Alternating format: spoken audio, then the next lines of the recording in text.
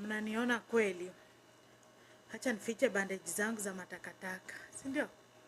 Msinione mwanze kuniita. Niliona mtu aliniita mahali wa mabandage. Be nice guys. Good morning, good afternoon, good evening, and what's up everybody? I hope you're doing good and that everything is okay. I hope that God has taken good care of you and that God has taken good care of your families, and it is my hope and prayer that this video is going to find you guys in good health. Welcome and welcome back to my YouTube channel. In case watching me for the very first time, my name is Victoria Mima, and once again, it's a pleasure to have you on board. Thank you so much for the love. Thank you so much for the support. Thank you so much for everything. I don't take it for granted. Thank you so much for being part and parcel of this beautiful journey. I appreciate you so much. To my returning subscribers, thank you so much for tuning in. Thank you so much for coming back. It's always a pleasure to have you on board. You already know that you have a very special part in my heart. To my new subscribers, please feel at home and feel appreciated. This is a home of positivity, and you shall say that giving up is not an option. The woman sitting on a screen is none other than Victoria Mima, and once again, karibuni sana. Niitiwa Obinna, amechoma mahali. Amechoma mahali, na unajua mimi ndio chair lady. Akichoma mahali, lazima tusemezane ukweli. Sinaambianga hii channel, tukiona mambo inaenda mrama, tunaongea. Right?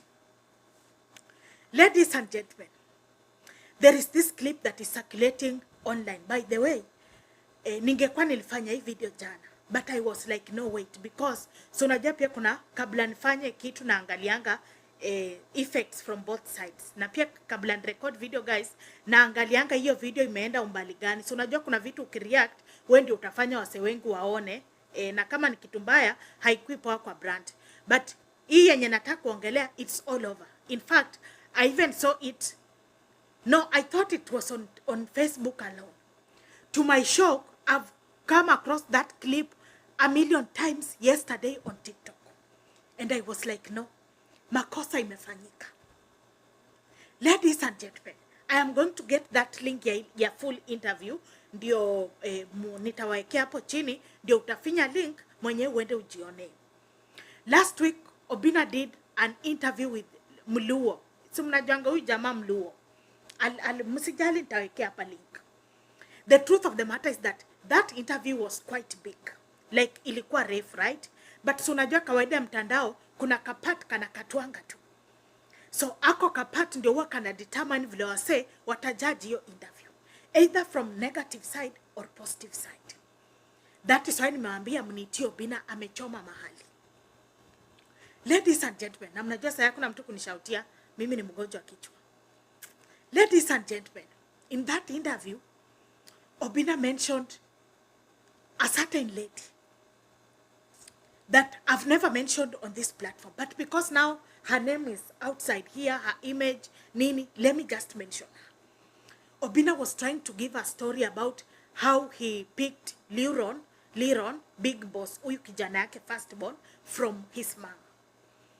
And I've been reading the comments. Kwanza tu kwa ile podcast inaitwa Fulfilled Podcast. Yeah, Fulfilled Podcast. Nitawaletea hapa link nyinyi msijali. Na hata najua mmeiona kwa sababu na plan I go get a certain clip, nitawaekea hapo tu interview video ikianza. So that by the end of the day msianze kunishautia na mtu haja watch the whole video. On Facebook, I realized something. On Facebook, women were very angry with Obinna. On Facebook. On TikTok, women, a good percentage of women are busy insulting Mama Leurone.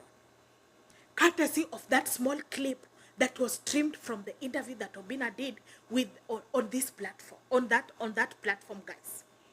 I've seen young girls insulting that. I've seen young girls insulting that lady on TikTok. Then I was like, wait. And they're insulting that lady with soda accounts. Then I was like, wait. What is not happening? But on Facebook, hiyo na ilikuwa dhahiri shahiri. Like wasema walikuwa wamekasirika vibaya sana na Obinna, because wengine walikuwa wanamuuliza mbona unaleta stories za huyo msichana na yeye hajawahi ongea kwa mtandao. But ladies and gentlemen, why do you think I started this video by saying Obinna amechoma? Because remember, that's what I started with, and you know me, I know how to pick my words. And honestly, Obinna, hapo ulichoma. Kabisa. Because I've seen on Facebook, women were very angry with Obinna. Walikuwa pana. Lakini on TikTok nimeona kitu imeanza kufanyika. Ile ukienda kwa kila posti yenye imepostiwa, young ladies are really insulting that anonymous. When I say anonymous, I mean people that they don't know. Like they're insulting that lady, yet they don't know her. But why am I saying Obinna lichoma?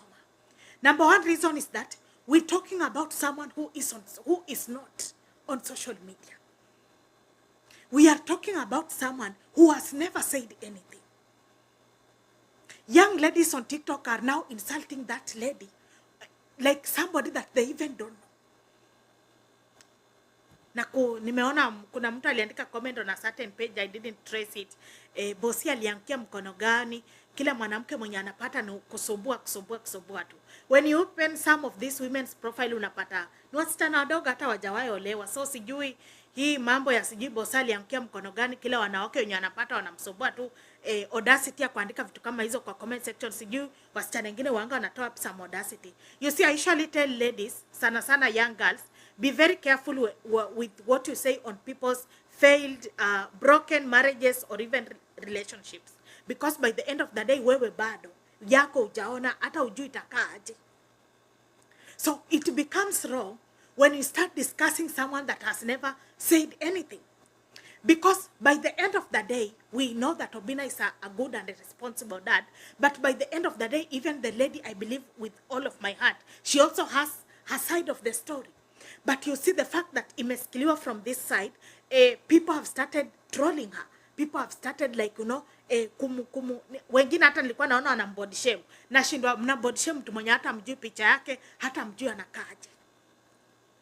It is very wrong. Young ladies, no matter how much you want to be in this celebrity's life, but let's be very careful with what you write. Because most of you, if I open your profile picture, it says that you post your deadbeat boyfriend ama father of your kids. It means maybe in one or the other way ndio una hustle na mtoto wako peke yako. Because most of you are very young. You know, when I open your profile picture naona maybe like you are very young. So at times when I see your comments, I'm like, wait, hiyo audacity mnatoanga wapi? The second reason why I'm saying Obinna was wrong is the Leurone factor. He is not a baby. Big Boss is not a baby. He's ako karibu kufika hiyo stage ya teenager, right? It means in one way or the other, he will start to digest all this information. Even if, like, by the way, Obinna's kid lives a very good life. A kid that every child deserves to live. But sunaona ako, saya anaweza kuwa yuko kwa mtandao, si ndio? But itafika time atakuwa kwa mtandao. Ataenda kwa TikTok aone vile watu wanatusi mama yake watu wanatusi mama yake after interview yenye baba yake alifanya. Maybe that time it will be some years uko mbele. The boy will feel it.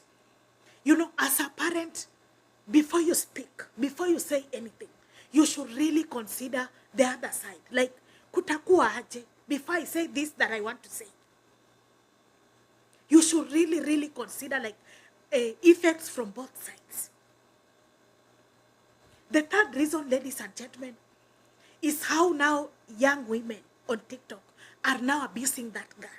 For me, for real, mimi simjui, mimi sijui hata nakaangaje. Honestly, I swear before God, mimi simjui. Mimi mama najuanga ni mama ya Adana Lola because huyako kwa mtandao.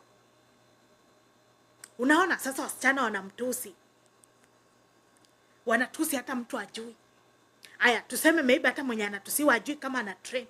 But imagine she has been trending, I think from Friday, sana on TikTok. Si naambianga, mkiona kwa TikTok, kitu yote imekuja kwa FYP. Jua tu hiyo kitu ina trend. Another reason, and now this is very important. One day I heard Obinna saying na certain interview, sijui ilikuwa Obinna show live, ama on a certain interview akasema, the mother, Mama Leurone, aliolewa, right? No, wacha tutushikilie break up. Obi alisema aje, mama ya huyo mtoto aliolewa, right? So in one way or the other, she moved on. She's with her family, right? What do you think even the husband will feel when maybe by bad luck, yani siombi akuje kwa TikTok ama hata kwa mtandao, aingie TikTok na aone hizi vitu zinasema, because that clip is really trending. na the lady we are talking about ni the lady mwenye anajenga ako na nyumba yake. Nimeona watu akimuita ati that lady even seems to be very very toxic.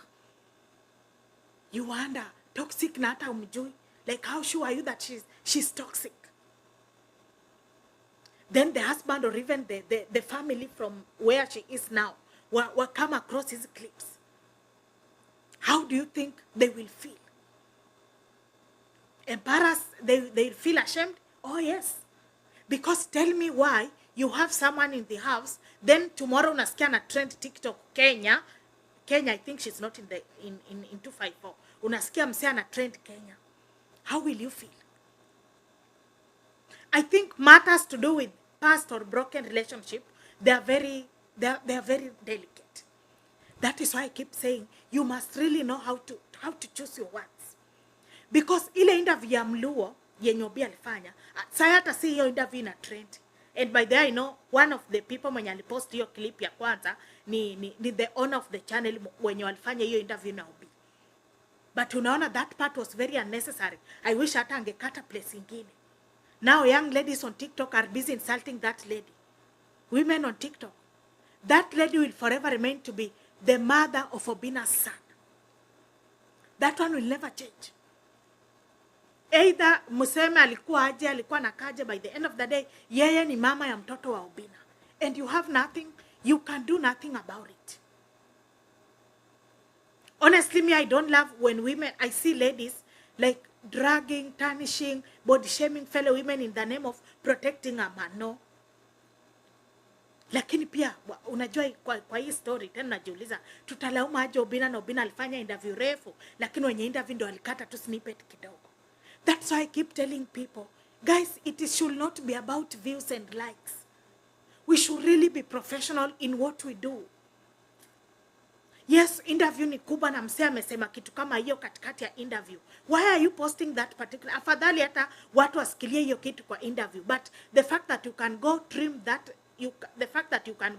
trim that specific part alafu naileta kwa mtandao inaanza kutrend. Sasa tumefika place yenye wasee wanatusi msichana mwenye hata wajui. It is really bad. It is not right. It is bad. I don't know what you think. Then of course women were like hapana Obi, unajua sasa Facebook hizi comments, by the way comment nilisoma Facebook, let me say it here. People are like hapana Obi, uheshimu wanawake. Why do you think that saying like that? Because some of them have seen maybe vile huyo msichana mwenye vile ameokotwa TikTok. Courtesy of that interview. Let's learn to protect one another. Let's learn to shield one another. Mimi naambianga wase kwa life, even in case we part ways, in case we don't talk again, and we've been friends or we are together or we have a baby, even if we will never talk again, but for the sake of the good memories that we shared, please let's respect them. Bye bye.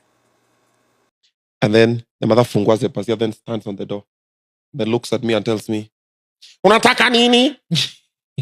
And then I'm like, nimekuja kuchukua Leurone. Umekuja kuchukua mtoto na si ulimtupa? Bro, I was boiling.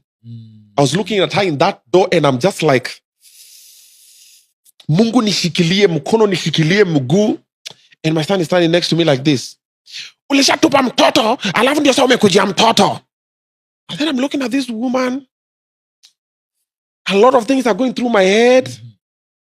And then I turn around. And then I start walking back to the car. And then she runs and then comes and holds the boy. And I'm like, mbona unamshika? Si tunaongea tu. Unataka kuiba mtoto? Eh? And I'm like, yo. And I get in the car. I think I had the KBT, the car that I gave my PA. Yeah. So I sit in the car. And then I tell my son, Leurone, come to Onge. And then he gets in and then sits here. Leslie carries him. So he's sitting on Leslie's lap.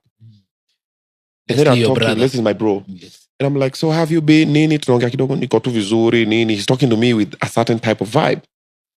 So the mother comes on this side of the car and then ameshikilia steering. Ako inje lakini ameshikilia steering ya gari. So a lot is happening. I'm angry. She's angry. The child is confused. My bro is here. I think I was with Bashka or something. That time I think I was running out of the Bashka. Bashka or Nebulas, one of them. And then nimeona hapa, then nikangurumisha gari, then akashika sasa steering sasa na nguvu sasa. So hapo mbele there was a gate, fence imekam hivi. Ukienda hiyo area Leurone, most of the fences are maua Yes, stuff. yes, I know those fences. So and then the road is very narrow, so something was telling me just accelerate. Ukienda hii fence Itamsaidia. itanisaidia but to her detriment. And somehow I don't know what stopped me, because I just braked. Nilikuwa nimeanza tu hivi alafu nika brake. I think it was Leslie aliambia Obinna, then nika brake. Braking, my son hit his head on the windscreen. Yes. We don't even know how it happened. We never saw it, but windscreen ilikuwa imecrack. Somehow imekoti unaona ile alafu kale ka line. Yeah. Then I stopped. So when I stopped, there was another mzae alikuwa anafua manguo zake hapo, like their neighbor alikuwa anafua manguo nje. Anambia kijana